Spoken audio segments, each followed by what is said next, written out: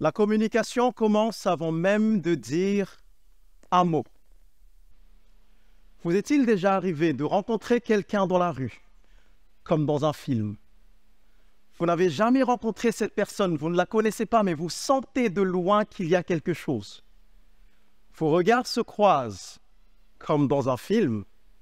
Vous échangez un sourire, comme dans un film, et la personne disparaît au loin dans la foule, comme dans un film. Aucun mot n'a été prononcé, mais une communication a été établie, car la communication commence avant même de prononcer un mot. Vous rentrez chez vous, et vous ne pouvez pas vous empêcher de repenser à cette personne et à cette rencontre de quelques secondes. Votre cerveau invente déjà des scénarios d'avenir, des mariages à la plage et de 3 bébés métis.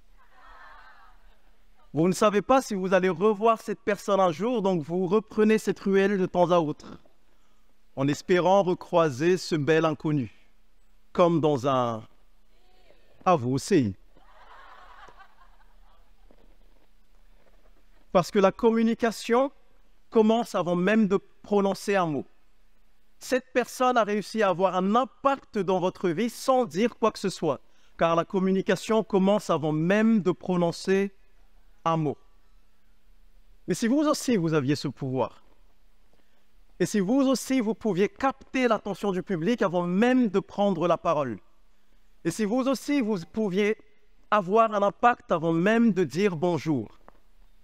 Imaginez par exemple, vous discutez avec un client, et la vente est déjà conclue aux premiers instants. La conversation n'est plus qu'une formalité. Imaginez, vous parlez avec un investisseur et vous inspirez déjà confiance au premier regard. Imaginez que vous voulez séduire l'homme ou la femme de votre vie. Et dès que la personne vous voit, elle se dit « Ah, ah ». Mais imaginez surtout que vous n'êtes pas obligé de parler pour vous faire entendre. Certains appellent ça le charisme naturel. D'autres appellent ça l'aura, un don du ciel, un talent inné. Mais je suis ici pour vous dire quelque chose. En fait, ça s'apprend. La communication est un art qui s'apprend. Il y a 11 ans, j'étais un étudiant en première année. J'avais énormément de difficultés à communiquer avec les autres. À cette époque-là, on était 1500 étudiants dans la salle. Parmi ces 1500 étudiants, 4 étaient des connaissances, un seul était un véritable ami. Donc vous imaginez bien, à chaque fois que mon ami était absent en retard, je me retrouvais souvent seul. Le comble, je n'étais pas un introverti. J'ai toujours été un extraverti. Le problème, je ne savais pas communiquer avec les autres. J'avais la personnalité, mais je n'avais pas la technique. C'était un peu comme si j'avais une voiture de sport, mais que je ne savais pas conduire. Et je voyais les étudiants autour de moi, ils parlaient, ils discutaient, ils créaient des relations, ils créaient de bons souvenirs. Plusieurs étaient introvertis, mais ils savaient communiquer. C'est un peu comme s'ils n'avaient pas de voiture de sport, mais que eux, ils savaient conduire. Et je me suis posé énormément de questions. On peut donc être un introverti qui sait communiquer avec les autres et un extraverti qui ne sait pas du tout quoi faire. Donc, quel est le secret? Et pendant 11 ans, j'ai cherché le secret. Et me voilà aujourd'hui. J'ai été plusieurs fois champion d'art oratoire à Madagascar, une fois champion de l'océan Indien de débat. J'ai été maître de cérémonie des Jeux des îles devant 50 000 personnes. J'ai coaché et formé des milliers de personnes partout dans le monde. Mais je suis ici pour vous partager un point qui a amélioré ma communication avec les autres. Un point, si vous l'appliquez, ça va faire toute la différence dans votre communication. Donc aujourd'hui, mes 11 ans d'expérience sont à vous. Donc est-ce que vous êtes prêts? On peut mieux faire que ça. Est-ce que vous êtes prêts? Donc, si vous voulez avoir un impact, tout, absolument tout réside dans la première impression. Tout réside dans la première impression. Vos mots, vos arguments, vos tournures de phrases sont juste la cerise sur le gâteau. Mais pour avoir une cerise sur le gâteau, il faut d'abord avoir un gâteau. Et le gâteau, c'est tout ce qui forge votre bonne première impression. Une bonne première impression est 1000 fois plus impactante que de belles phrases. On voit ce phénomène, par exemple, dans les boutiques de luxe, dans les colliers en or, les montres de luxe, les pierres précieuses, où tout est calculé au détail près pour communiquer de la valeur. Vous entrez dans la boutique. Aucun commercial ne vous a encore adressé la parole. Mais vous savez déjà que vous n'êtes pas au marché du coin. Parce que la communication commence avant même de prononcer un mot. Ou prenons par exemple les voitures de luxe. Vous avez tous une marque en tête. Ils ne sont même pas obligés de faire de la pub à la télé. On les voit rarement. On a rarement accès à elles. Mais on parle tous. Et vous assumez que ces voitures sont de bonne qualité, alors même que vous n'en avez jamais vu une. Parce que la communication commence avant même de prononcer un mot. Donc si on peut faire ça avec les boutiques, si on peut faire ça avec les voitures, est-ce qu'on peut faire ça avec notre communication à nous? La réponse est oui. En oratoire, on a cette notion fascinante qui est l'éthos. Éthos qui fait référence à la crédibilité de l'orateur. Parce que même si vous avez de belles phrases et que ce que vous dites est vrai, personne ne va écouter si vous n'êtes pas crédible. Est-ce que ça vous est déjà arrivé de rencontrer quelqu'un pour la toute première fois? La personne ne dit rien, ne fait rien. Et vous vous dites, il y a un truc que je sens pas avec cette personne. Je ne sais pas, il y a un truc que je sens pas. J'ai un sixième sens pour détecter l'écho. Parce que cette personne a une mauvaise première impression. À partir de là, vous serez préprogrammé à voir tout ce qu'elle fait et entendre tout ce qu'elle dit de manière péjorative, de manière négative. Cette personne éternue une fois. Là, vous dites, je savais qu'elle était mauvaise. Mais lorsque vous avez une bonne première impression, plusieurs résultats vont en découler. De un, les gens seront plus enclins à vous voir sous un œil plus favorable. S'ils vous trouvent élégant à première vue, ils vont interpréter chaque mot, chaque geste et chaque posture comme de l'élégance. S'ils vous trouvent marrant, ils vont rigoler même à vos blagues les plus stupides. Parce que là, ce n'est plus la blague en elle-même qui est marrante, mais c'est vous. Donc ça, c'est de 1. L'éthos renforce le logos. Mais de 2, lorsque vous avez une bonne première impression, les personnes vont se souvenir de vous.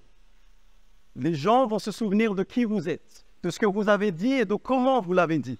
Ils vont vous solliciter, ils vont solliciter votre intervention. Ils vont vous inviter à leurs fêtes et à leurs after-work parce que vous êtes cool.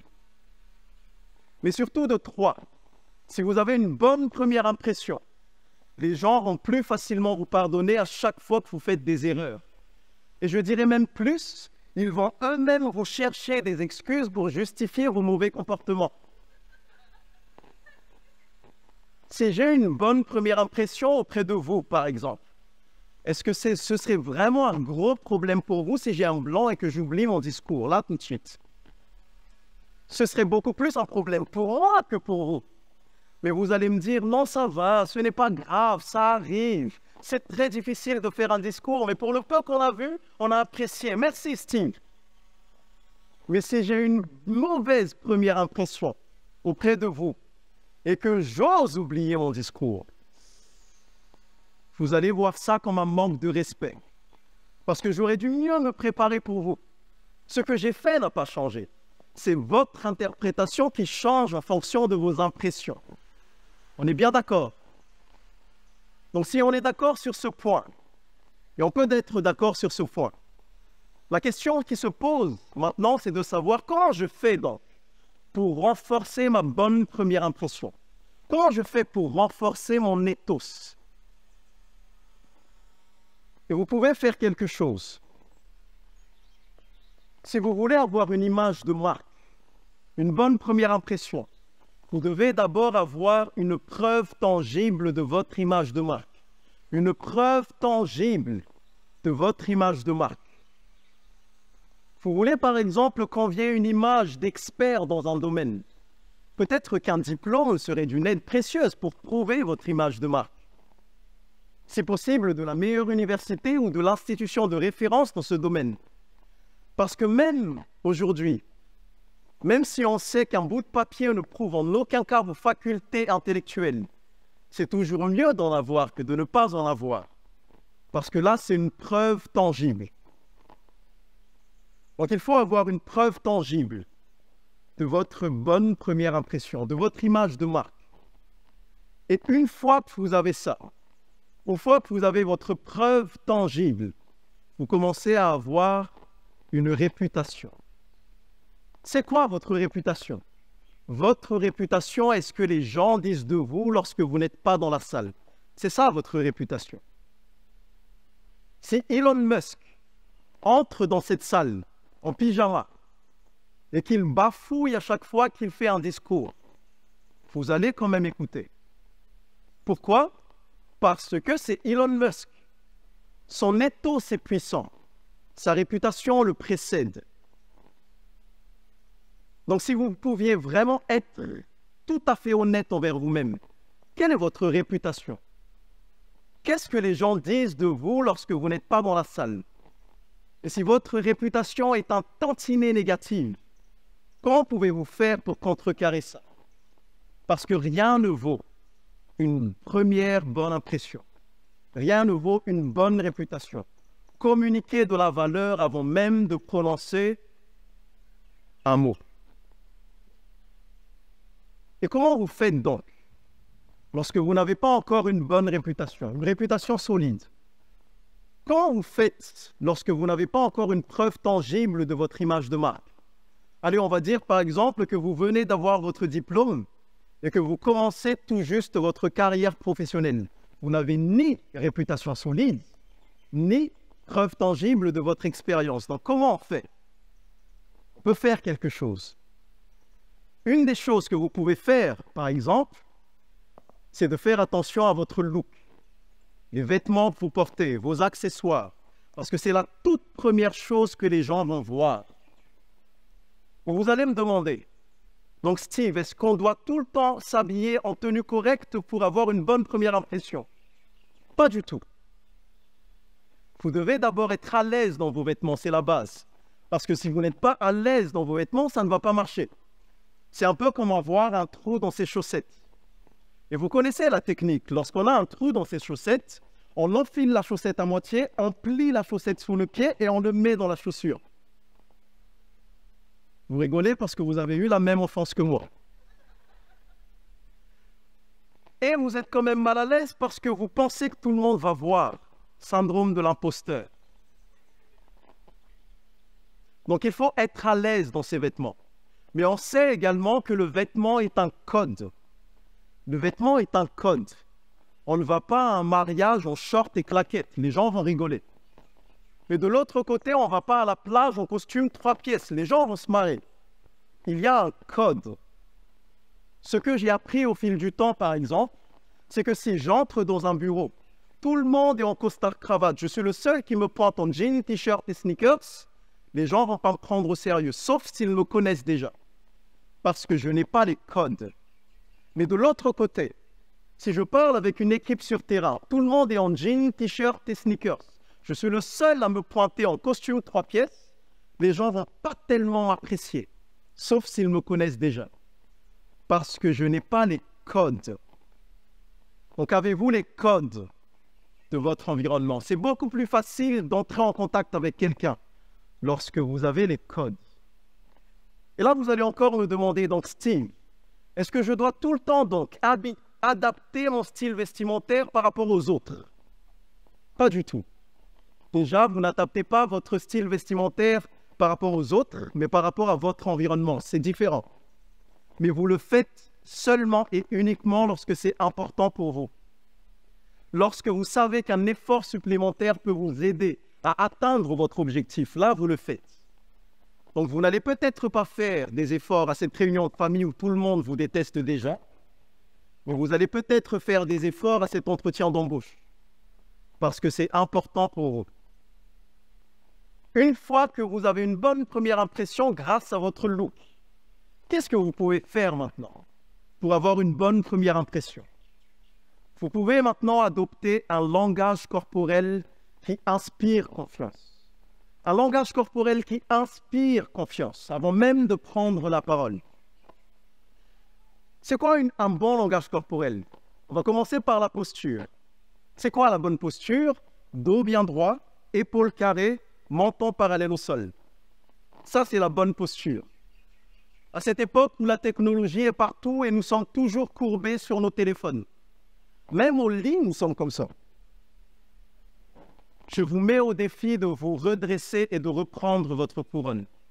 Vous allez voir que ça va changer votre vie. Une fois que vous avez la bonne posture, vous pouvez maintenant adopter une marche beaucoup plus posée, beaucoup plus calme, beaucoup plus charismatique. À cette époque où tout va très vite et on pense qu'on n'a jamais le temps, je vous mets au défi de ralentir un tout petit peu vos pas. Vous allez voir que ça va changer votre vie. Une fois que vous avez fait ça, qu'est-ce que vous pouvez faire encore par la suite? Vous pouvez avoir des gestes qui inspirent l'autorité et la confiance. Regardez les mammifères. Lorsqu'ils se sentent mal, faibles ou impuissants, ils prennent le moins d'espace possible et ils se recroquevillent sur eux-mêmes. Pour un être humain, c'est pareil. Lorsque vous avez mal au cœur, que vous déprimez, parce que vous avez eu une dispute avec votre copain, parce que votre copain n'a pas mis un cœur sur son message, et que vous déprimez, vous prenez le moins d'espace possible et vous vous recroquevillez sur vous-même. Mais de l'autre côté, lorsqu'un animal se sent puissant, automatiquement il va prendre de l'espace. Lorsque vous êtes en présence d'un combat de coqs, leur premier réflexe, c'est d'hérisser leurs plumes pour gagner plus d'autorité, plus d'espace. Donc, si vous voulez vraiment avoir une image charismatique qui inspire confiance et autorité, arrêtez de vous emprisonner dans cette case et ouvrez-vous au monde. On prend de l'espace. Et la dernière chose que vous pouvez faire, c'est d'utiliser la bonne expression faciale. Qu'est-ce qui est plus beau et plus inspirant et qui inspire le plus confiance qu'un très beau et très franc sourire? Qui a envie de traîner avec quelqu'un qui ne sourit jamais? Personne. Donc vous n'attendez pas d'aller chez le dentiste avant de sourire, vous souriez maintenant. Regardez la personne à côté de vous. Regardez cette personne à côté de vous. Et à 3, vous lui donnez votre plus beau sourire. 1, 2, 3. Voilà. Un très beau sourire. Un très beau sourire. Des gestes ouverts. Une marche posée. Épaules bien carrées. Dos bien droit. Menton parallèle au sol. Le code vestimentaire qu'il faut. Une bonne réputation. Une preuve tangible de votre image de marque. Une bonne première impression. Et tous. Et je suis ici pour vous dire que vous pouvez tous faire ça. Je ne suis pas quelqu'un d'exceptionnel. Je suis ici tout simplement parce que j'ai appris. Donc je vous souhaite à tous le courage d'apprendre à communiquer avant même de prononcer un mot. Et on se retrouve au sommet. Merci à tous.